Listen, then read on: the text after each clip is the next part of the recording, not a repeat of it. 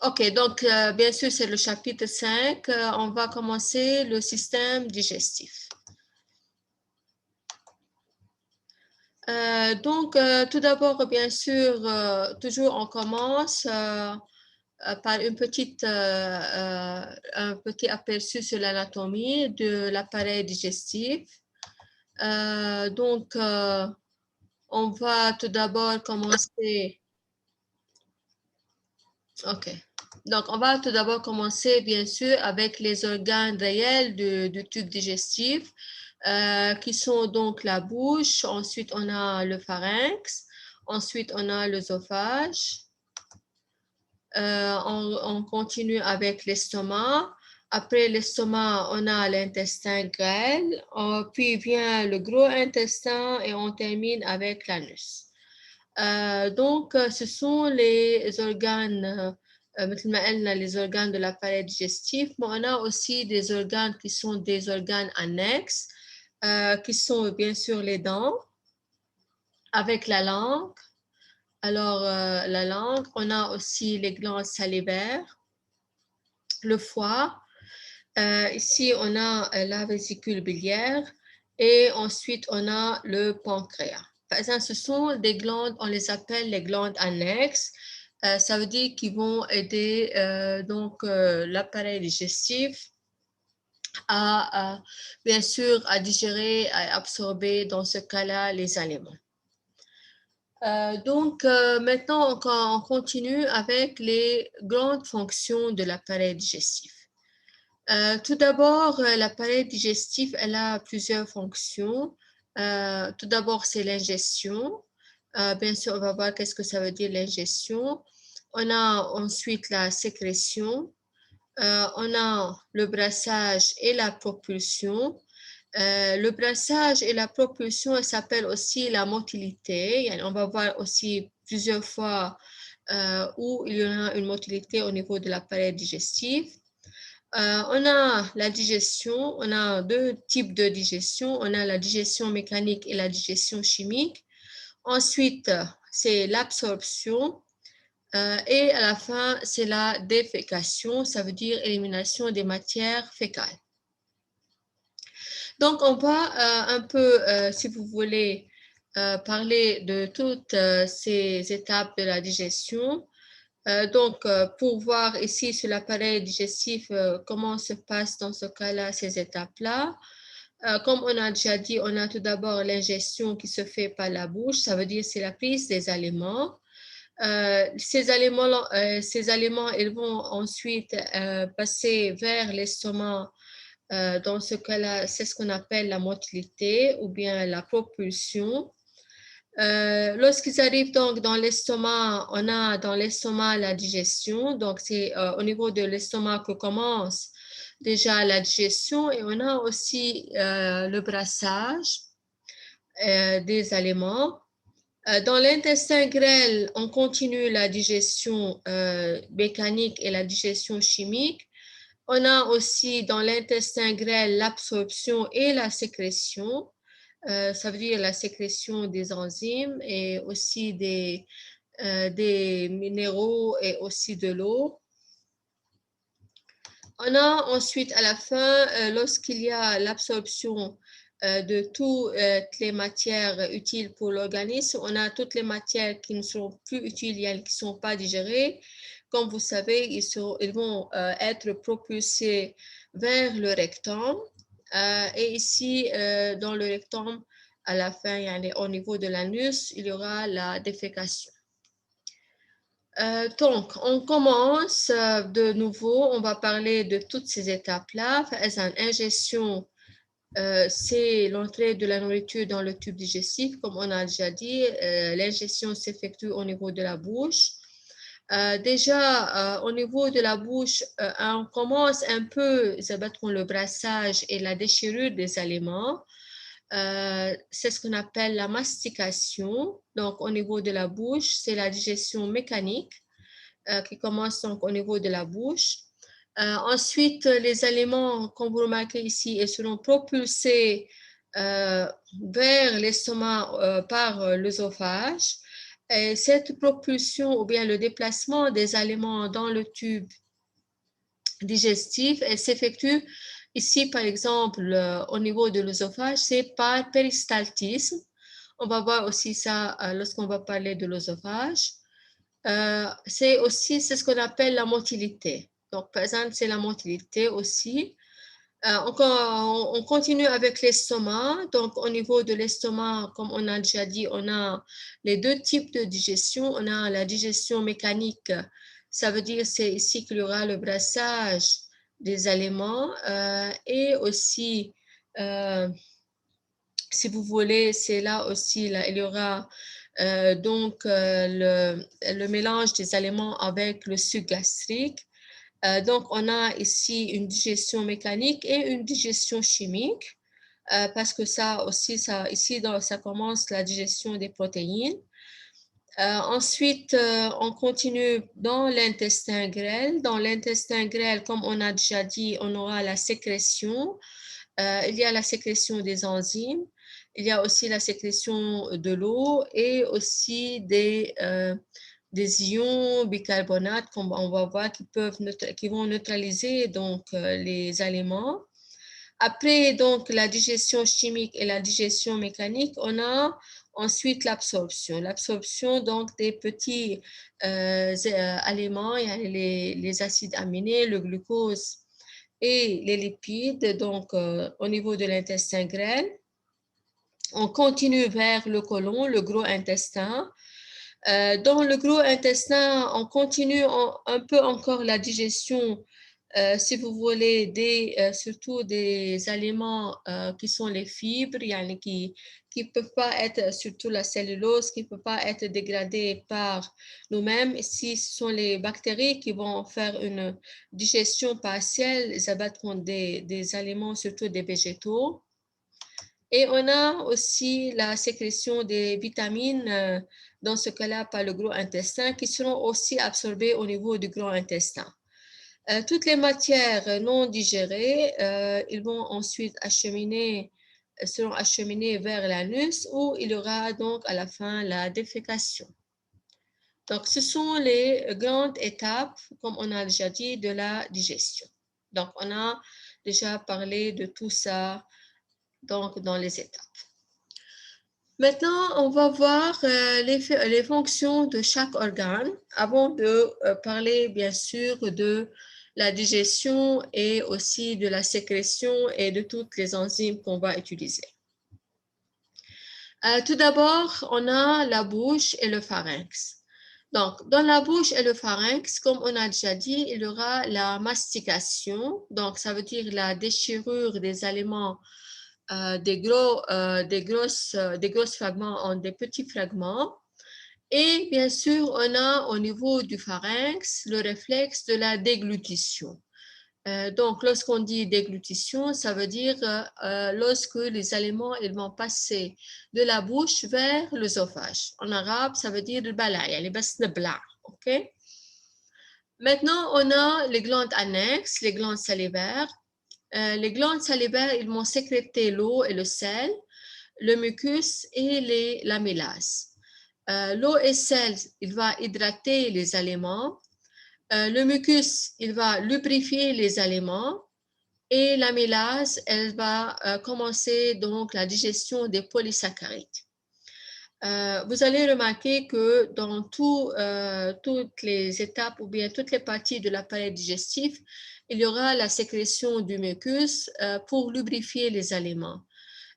Donc, lorsqu'on dit lubrifier, pour deviennent un peu lipides, surtout lorsqu'on mange des molécules qui sont solides. Alors, lorsqu'on mange, مثلا بناكل فستق، بناكل بزر، اشياء solide ما فيها مي. Donc, حتى نقدر نبلعها, on a besoin donc de les lubrifier. Maintenant, oui. يعني les rendre visqueux أو fluides أو شو؟ C'est pas pour les rendre visqueux, pour les rendre إذا بدكم لزجين لزج بيقولوا. إيه يعني إذا بدك visqueux. يعني حتى يصيروا إذا كانوا مزيتين، تعرف إذا كنت أنت حامل شيء بزيت بإيدك بصير يزحت من إيدك، ما هيك؟ Oui, دونك ها هي يعني معناتها انه بور لي لوبريفيي يعني حتى يصيروا يزحطوا. اوكي. d'accord, d'accord. Maintenant, donc, on va parler de l'œsophage. L'œsophage, seulement, il va sécréter, il contient des cellules à mucus. Ça veut dire il va aussi lubrifier les aliments et il va les transporter vers l'estomac par des ondes péristaltiques. Bien sûr, on va voir plus tard qu'est-ce que ça veut dire des ondes péristaltiques. Ça veut dire que ce sont des contractions et des relâchements. OK? Maintenant, lorsque les aliments ils arrivent dans l'estomac, l'estomac il a plusieurs rôles. Tout d'abord, c'est un lieu de stockage. Il va mélanger les aliments avec le suc gastrique. Il va continuer la digestion des aliments. Ici, surtout, il va commencer la digestion donc des peptides. Il va aussi réguler l'évacuation des aliments dans l'intestin grêle. Parce que on va voir plus tard que ce ne sont pas tous les aliments qui vont tous passer dans l'intestin grêle. Une petite partie à chaque fois, elle va passer dans l'intestin grêle pour être digérée et absorbée. Et lorsque la digestion et l'absorption de cette petite partie sera finie, puis une autre partie dans l'intestin grêle. OK? C'est l'estomac qui va réguler dans ce cas-là l'évacuation. Et surtout, on va voir plus tard, c'est un sphinctre qui se trouve ici, il s'appelle le sphinctre pylorique. OK, اللي هو موجود هون. L'estomac, il va sécréter l'acide chlorhydrique. L'acide chlorhydrique, il va solubiliser les particules. Surtout, il va surtout tuer les microbes. Les bactéries elles peuvent être tuées par l'acide, surtout si c'était un acide qui est très fort. يعني هون عندنا un pH qui est égal à 2. يعني c'est un acide qui est très fort. Et aussi l'HCl, il va activer les pepsinogènes. Ce sont les précurseurs, comme vous savez, des enzymes qui sont les pepsines. Donc, l'HCl, c'est lui qui va activer les pepsinogènes pour les transformer en pepsines. Maintenant, on a les pepsines. Les pepsines, ce sont des enzymes qui commencent donc la digestion des protéines. Aussi, on a les cellules à mucus. Les cellules à mucus, quand même, ils vont lubrifier aussi les aliments. Et surtout ici, ils vont protéger les surfaces épithéliales.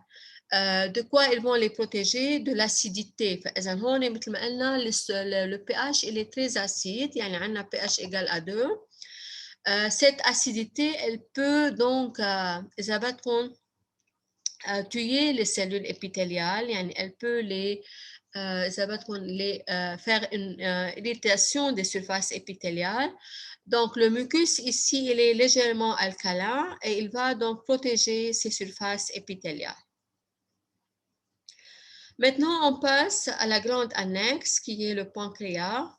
Le pancréas, il va surtout sécréter des enzymes et les bicarbonates. Bien sûr, le pancréas, comme vous savez, il a aussi des fonctions endocrines. Ici seulement, on va parler des fonctions qui sont exocrines.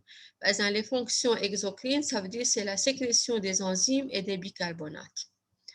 Les enzymes qui sont sécrétées par le pancréas, on va les voir aussi plus tard. On a les enzymes qui vont digérer les polysaccharides, on a les graisses, les protéines et les acides nucléiques. Okay? On va aussi les voir plus tard. Le pancréas aussi, il va sécréter les bicarbonates. Les bicarbonates sont utilisés pour neutraliser l'acide chlorhydrique qui vient de l'estomac et qui entre dans l'intestin grêle par les aliments. Maintenant, on va parler du foie. Le foie aussi, c'est une glande annexe. Le foie, il a un rôle, bien sûr, il a plusieurs rôles, le foie, mais ici, dans la digestion surtout, il va sécréter la bile et aussi, il va libérer, comme vous savez, tous les dérivés organiques et métaux traces qui vont être éliminés dans les selles. Donc, le foie, il va sécréter la bile qui contient donc les sels biliaires. Les sels biliaires qui vont solubiliser les graisses insolubles dans l'eau. On va les voir lorsqu'on va parler de la digestion des lipides. Et aussi de même les bicarbonates pour neutraliser l'acide chlorhydrique qui vient de l'estomac et qui va entrer dans l'intestin grêle. Et comme on a déjà dit aussi, le foie, il va éliminer dans les selles des métaux traces et des dérivés organiques, comme par exemple la bilirubine qu'on a déjà vu aussi dans le chapitre du sang. Parfois, on a un excès de fer qui sera éliminé aussi, ainsi de suite. La vésicule biliaire, maintenant, c'est la vésicule biliaire. La vésicule biliaire, elle a un rôle seulement de stockage. Donc, seulement, elle va stocker la bile entre les repas. Donc, ce n'est pas la vésicule biliaire qui va sécréter la bile. Seulement, la vésicule biliaire, elle a un rôle de stockage. La vésicule biliaire, مثل ما بتعرفوا en arabe, elle s'appelle مرارة. OK? المرارة يعني donc plusieurs personnes هن عندهم بيكون انه دي مثل ما بيقولوا دي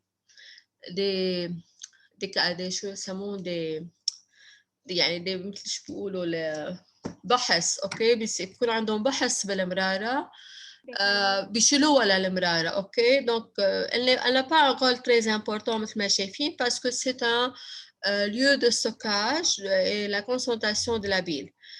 Mais seulement, il y a un problème pour ces personnes-là qui vont enlever la vésicule biliaire.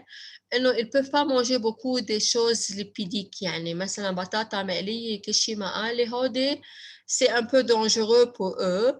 لأنه مثل ما شايفين la bile, elle contient donc les sels biliaires qui vont aider à la métabolisme ou bien au métabolisme des lipides. كرمال هيك أو bien la dégradation des lipides. يعني كمان هيك هول الأشخاص كتير بيتحاشوا المقالي والزيوت.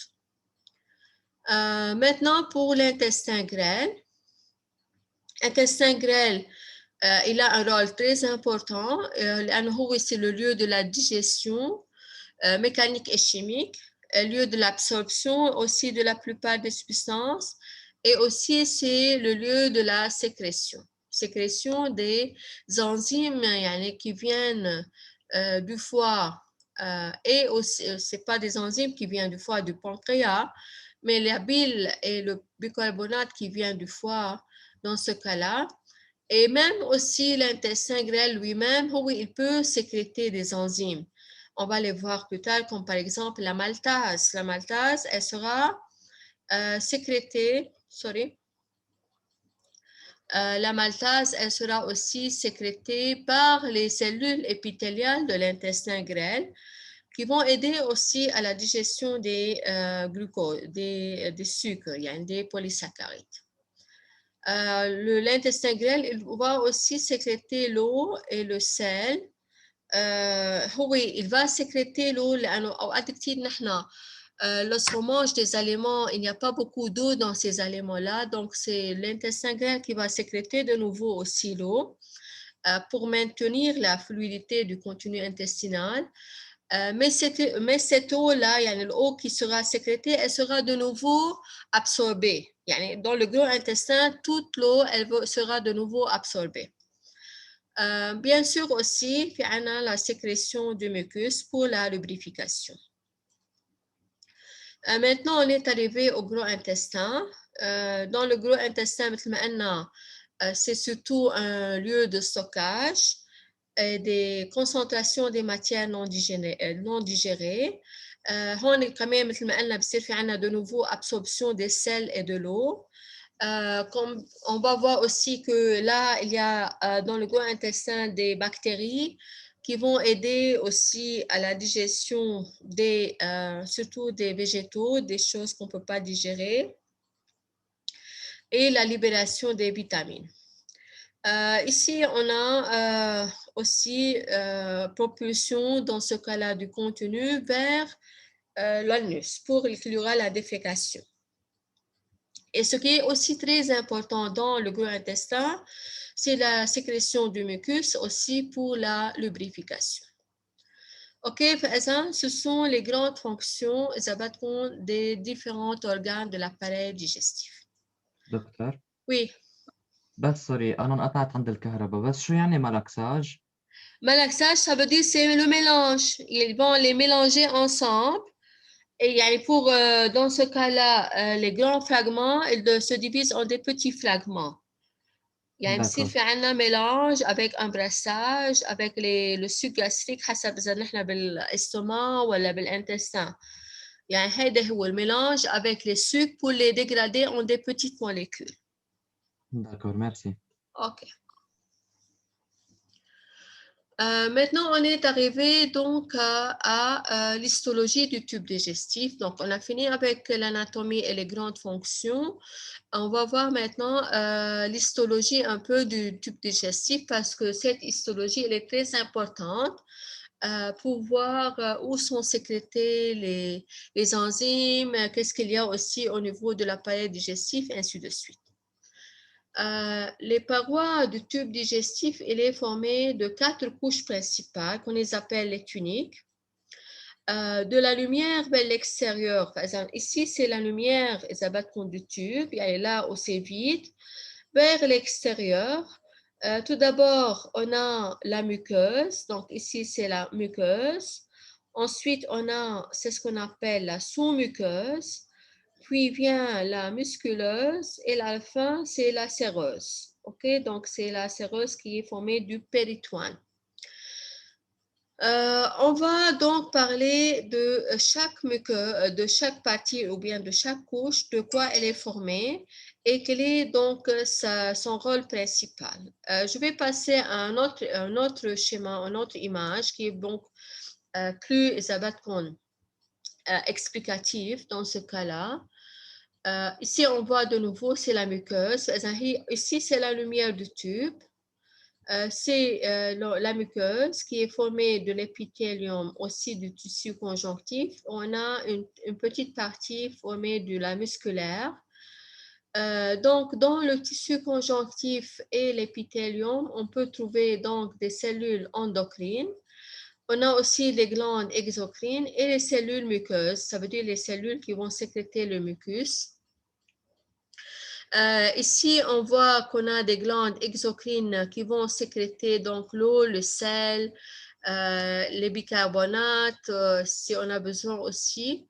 Et on a des cellules endocrines, on va les voir aussi, on va parler des hormones qui seront sécrétées aussi par le tube digestif.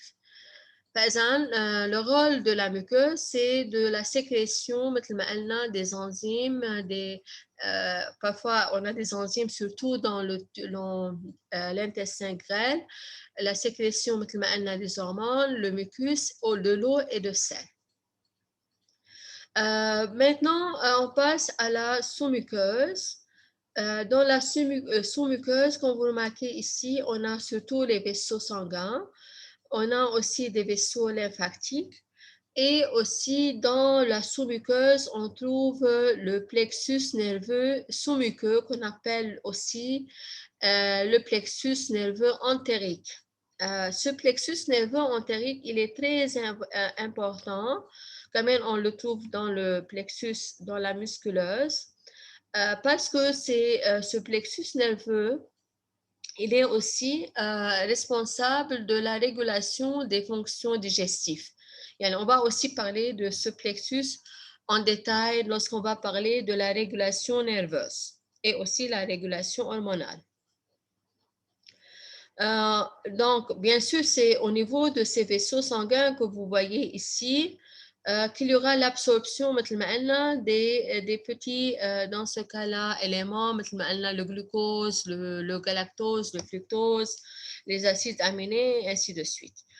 Bien sûr, les lipides, les triglycérides, ils seront absorbés au niveau des vaisseaux lymphatiques. Maintenant, au niveau de la musculeuse, on a, comme vous remarquez ici, le muscle circulaire et on a le muscle longitudinal avec un plexus nerveux myentérique. Donc, ça veut dire que ici, les muscles que vous voyez, ce sont responsables donc de la motilité de l'appareil digestif. Ça veut dire du brassage, de la contraction, du relâchement, le péristaltisme. Par exemple, donc toute la motilité de l'appareil digestif, elle sera initiée ou bien elle sera formée par la musculeuse. Maintenant, on va passer à la séreuse. La séreuse, c'est plus ou moins une membrane qui est aussi formée du tissu conjonctif. On l'appelle aussi le péritoine. Et la séreuse, elle va protéger les organes digestifs dans ce cas-là, tout l'appareil digestif dans ce cas-là, du milieu extérieur, du milieu qui entoure dans ce cas-là l'appareil digestif. OK, donc ce sont très importants de les connaître, les différentes couches donc, de tubes digestifs avec aussi leur rôle.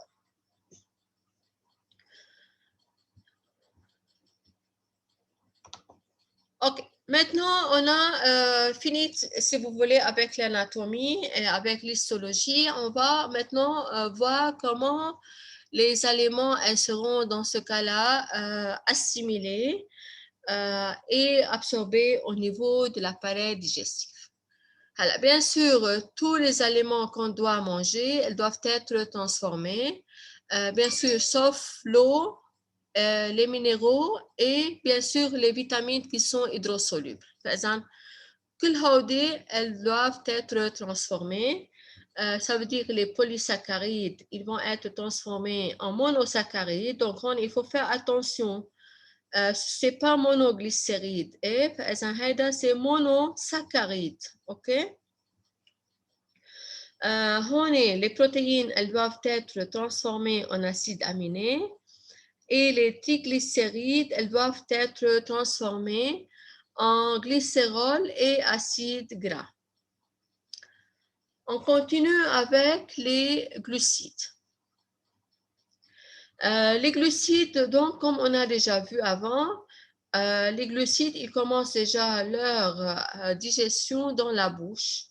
Il y a la sécrétion, comme on a déjà dit, de l'amylase salivaire par les glandes salivaires. L'amylase salivaire, il est aussi appelé ptyaline, donc aussi c'est un autre nom synonyme à l'amylase salivaire.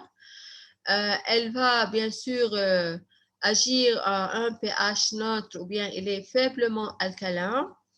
Et l'amylase salivaire, il va commencer la digestion de l'amidon. Donc, en hydrolysant donc l'amidon en dextrine et maltose. Alors, je veux dire une chose, que la plupart des aliments qu'on mange, ils sont formés essentiellement, comme vous savez, de l'amidon, sauf il y a quelques aliments qui contiennent dans ce cas-là le fructose qui se trouve dans les fruits. وفي عنا comme vous savez la cellulose qui se trouve dans les végétaux et nous qu'on ne peut pas la digérer لأنه نحن on ne peut pas sécréter la cellulase. OK, c'est مثل ما قلت la cellulose elle sera partiellement digérée dans le gros intestin par les bactéries qui colonisent dans ce cas-là le gros intestin. OK, c'est pour cela on parle essentiellement de l'amidon لأنه il se trouve dans la plupart des aliments qu'on mange. Maintenant, l'amidon, il sera hydrolysé partiellement dans la bouche par l'amylase salivaire. Il sera hydrolysé en dextrine et maltose. Alors, dans l'estomac, l'activité de l'amylase, elle est inactivée. L'amylase, elle est inactivée dans l'estomac par le pH qui est acide. Donc, ça veut dire là, ça s'arrête l'action de l'amylase salivaire. Ensuite, donc, le sucre qui reste, dans ce cas-là, ils vont de nouveau être digérés maintenant dans l'intestin grêle. et surtout au niveau du duodénum. Au niveau du duodénum, on a maintenant la sécrétion de l'amylase pancréatique. Donc, l'amylase pancréatique, ça veut dire qu'elle est sécrétée par le pancréas. Elle est dans ce cas-là libérée dans le duodénum. De nouveau, aussi, l'amylase pancréatique, elle va dégrader l'amidon en dextrine et maltose. Maintenant, dans les cellules muqueuses donc de l'intestin grêle, il y a la sécrétion d'une enzyme qui s'appelle la maltase. OK? La maltase, elle va hydrolyser le maltose en glucose et galactose. OK? La maltase, elle va dégrader le maltose en glucose et galactose. Et ensuite, ces sucres-là, elles vont ensuite être absorbés à travers les cellules muqueuses vers donc vers les vaisseaux sanguins qui se trouvent, comme on a déjà vu, dans la sous-muqueuse, et ils seront transportés par la veine porte jusqu'au foie. Maintenant, le glucose et le galactose seront absorbés par un transport actif lié au sodium. Par contre, le fructose, il va être transporté par une diffusion facilitée. Okay? Il y a une différence dans le moyen d'absorption donc de ces sucres-là au niveau de la cellule épithéliale ou bien de la cellule muqueuse. Maintenant, il y a encore une enzyme, comme vous savez, c'est la lactase pour la dégradation du lactose qui se trouve dans le lait. La lactase, elle sera aussi sécrétée par les cellules muqueuses de l'intestin grêle. Par exemple, elle est sécrétée dans les cellules muqueuses de l'intestin grêle et elle va, comme vous savez, dégrader le sucre, le lactose en glucose et aussi en galactose.